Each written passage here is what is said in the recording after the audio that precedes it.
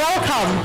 Confirmed COVID-19 cases in Nigeria rise to 139, 9 patients discharged as the federal government asked Nigerians to support its efforts in checking the spread of the disease in the country. Lagos State government set to discharge more COVID-19 patients, says more retired medical personnel volunteer to join their colleagues on the front line. Lagos and the nation's capital Abuja on lockdown in line with President Buhari's directive to contain the spread of COVID-19 in Nigeria. And US COVID-19 death toll hits over 3,415, overtakes that of China. Plus, business, sports, news from Abuja, the FCT, and of course later on, international news from our studios in London. On business news tonight, Nigerian Electricity Regulatory Commission suspends proposed tariff increase initially set to take off in April. And on sports news tonight, World Football's governing body, FIFA, to set up an emergency fund to assist competitions and players having financial difficulty because of the coronavirus pandemic. And from Abuja, lawmakers in the House of Representatives to contribute 2 months' salaries to the COVID-19 support fund.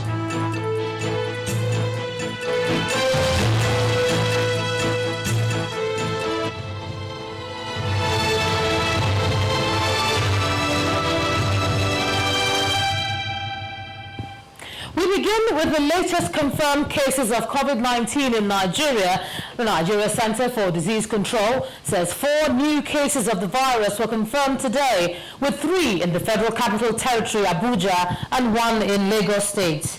This brings the number of confirmed cases in the country to 139. The NCDC says it has also discharged 9 COVID-19 patients and recorded 2 deaths. A state-by-state breakdown of the cases show that Lagos now has 82 cases, the FCT Abuja with 28, Oyo with 8, Ogun has 5 cases, 4 in Ogun and 3 in Kaduna. Enugu, Edo and Bauchi have 2 cases each, while Ekiti, Rivers and Benue states have recorded 1 case each. The NCDC also says its officials will have to trace over 5,000 persons who had contact with persons who tested positive to the virus, while the Minister of Health had earlier pegged the figure of confirmed cases at 135. This formed part of the revelation by the Presidential Task Force on COVID-19 today. I welcome you to the national briefing for today, Tuesday, 31st March, the year 2020. Members of the Presidential Task Force arrived at the venue of the daily briefing on how the government is handling the spread of COVID-19 in the country. Make his remarks.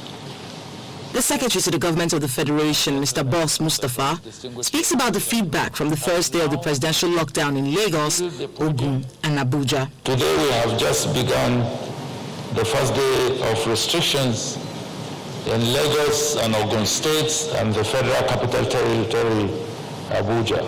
The Presidential Task Force has, however, met with security chiefs to smoothen rough edges of implementation within the first day of implementation, and we are working on issuing an appropriate restriction protocol and exemption guidelines which will guide the subsequent days of restrictions.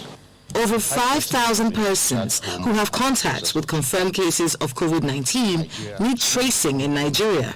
And the government says it intends to use the 14 days lockdown to accomplish this task, as it also plans palliatives for residents in affected cities. This is a very tedious process. We're following up about 5,000 contacts across the country. This is one of the reasons Mr. President asked us what we needed and gave us 2 weeks to free up the roads and enable us to have the space to do this effectively. This comes at some pain to many Nigerians in Lagos, Ogun, and FCT, but it's a necessary precaution and a necessary task, a necessary recommendation in order that the public health workers working particularly in Lagos and Abuja have the opportunity to reach all of these contacts, make sure they are okay, and those that have any symptoms, bring them into care as quickly as possible. We are also mindful of the fact that this lockdown is going to affect even the urban poor, and this is an area where we are working very seriously to see how we can take this intervention to these urban poor across the country. I mean, especially in the affected areas that have been locked down by the federal government.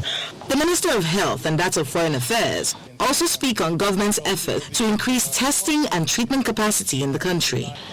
More laboratories will join the network of molecular diagnostic laboratories for COVID-19 in Kaduna, Kano, Maiduguri, Port Harcourt, and Sokoto. As we said yesterday, within the next 2 or 3 weeks, the over 300 gene expert machines that are used for tuberculosis diagnosis will be converted to be used for COVID-19 detection. We're also engaging foreign countries in providing equipment that we don't have. As you know, we're very short on ventilators. So we've engaged a number of countries, and we're hoping that we might be able to source some. There are currently over 130 confirmed cases of COVID-19 in Nigeria. 5 have been successfully treated and discharged from the hospital, as 2 fatalities have also been recorded. We've been asked to keep... Meanwhile, the COVID-19 patient in Ekiti State has been discharged from the isolation center by the Nigeria Center for Disease Control and the Ekiti State Ministry of Health. The Commissioner for Health, Mrs. Mojisola Yahaya Kolade, confirmed that the 38-year-old man who came in contact with an American tourist tested negative after some weeks of treatment. She, however, advises the patient to be in self-isolation for another 7 days. The index case, who was confirmed on March the 18th, is suspected to have been infected while driving an American Caucasian male who was visiting Nigeria from Richmond, Virginia in the USA in the company of his caregiver, a Nigerian female aged 31 of Ekiti origin. Meanwhile, the Lagos State government says the high record of confirmed COVID-19 cases in the state is not stopping it from intensifying efforts to stop the spread. The State Commissioner for Health, Professor Akin Abayomi, confirmed that the isolation centers are fully functional and producing desired results. He also explained the importance of the lockdown and appealed to Lagosians to comply with the directive. Our survival in Lagos so far is 100%. 100 out of 100 are still alive. And out of those patients we've discharged, 8 fully recovered. And we will soon be discharging in the next week as the tests come back negative. Remember, I said we have to have 2 negative tests, because if you have 1 negative, sometimes you become positive again for a few days before you become fully negative. So just to protect the community, we're making sure that you have 2 consecutive negative results. We are not struggling at the moment with healthcare professionals, either nurses, doctors, or ancillary support. And yes, we're receiving volunteers. People who have gone into early retirement are coming back. People who are allied healthcare professionals are coming back. We're going through training. We're training every day, Monday to Friday, sometimes over the weekends. So we're training several tens to hundreds of practicing practitioners and those that are volunteers. And the volunteers can be cleaners, they can be assistants. There are all kinds of people that go into the ward, and all of them require training. So far, we're doing quite well. We're preparing for that 100-bed facility at Ogun, and requires almost 50 to 60 personnel that are being trained right now. They'll complete their training tomorrow, then they'll go for certification, and then they'll be deployed to that facility. So a lockdown is just essentially to grind down movement in a city, to minimize it to as much as we can. It will never be 100%, but our job is just to slow it down to as much as we can. We don't want to come out with, security brutality. We don't want to demonstrate. This is not a military state. we're a civilian democracy. Children will be children. We discourage it, and when we see it, we would advise against it. But also, as civilians, we must play our part in this whole process of lockdown and social distancing. Let's stay in Lagos for a bit now. The enforcement of President Muhammadu Buhari's order on movement has taken effect, with various agencies at major areas in Lagos ensuring full compliance with the stay-at-home directive. Our correspondent Dari Du has been monitoring the situation on the roads. This is Lagos without its buzzing, energetic state. Roads closed, movement restricted, and business put on hold. The stay-at-home order, according to the president, is a matter of life and death, and the initial lockdown period of 14 days is expected to be complied with by all except few exemptions. But what is the level of compliance across the state? It's day one of the lockdown in Lagos State, and one of the ways to check the level of compliance is to come to a place like this, the Third Mainland Bridge. This bridge is known for its very high vehicular movement. A lot of people apply this bridge either to go to work or to return to their homes on a daily basis. But with the President directive and the enforcement in place, a few cars are seen passing around, but it doesn't come close to the volume this bridge is known for.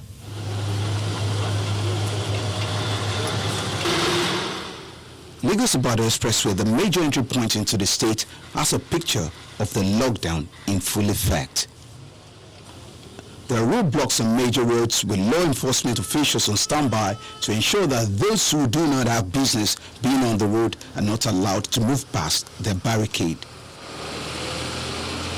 So the road is empty. Now there are places of walking now, that's where we have motorized patrol. Like all the markets that have been closed Lagos Island, like all the businesses that have been closed Lagos Island. So we have mobilized more policemen from those in offices. Almost all police officers that are in offices are now out on this.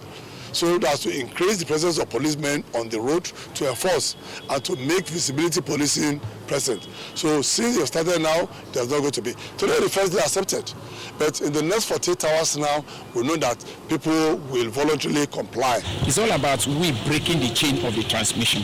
If everybody stay at home, we just break the chain. The thing will not just fly like that and come on you.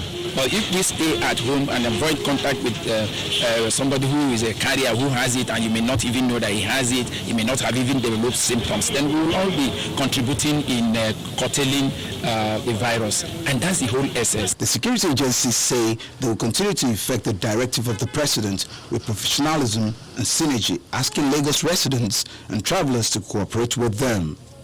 Dari Idu, Chinese Television News. Well, Dari Idu joins us live now from the border between Lagos and Ogun states. So, Dari, just give us an update now. You were there when the barricades were first mounted. What's the situation now?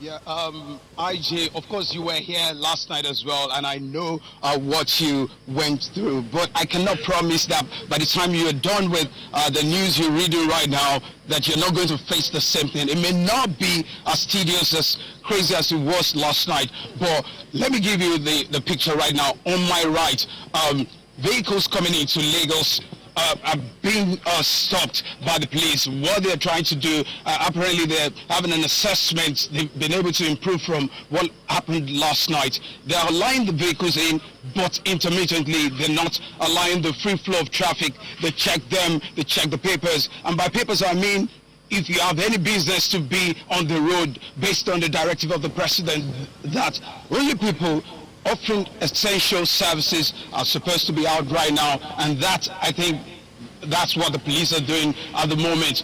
On the left, as I speak to you, the influx, the vehicular movement on the left is not as heavy as on the right. And what it means is that a lot of people are trying to come into the state. And by a lot of people, it might be people carrying goods, food, and we've seen a lot of tankers and a lot of heavy-duty vehicles coming in. from time to time. The police are they've been quite optimistic about how they're carrying on with this particular exercise.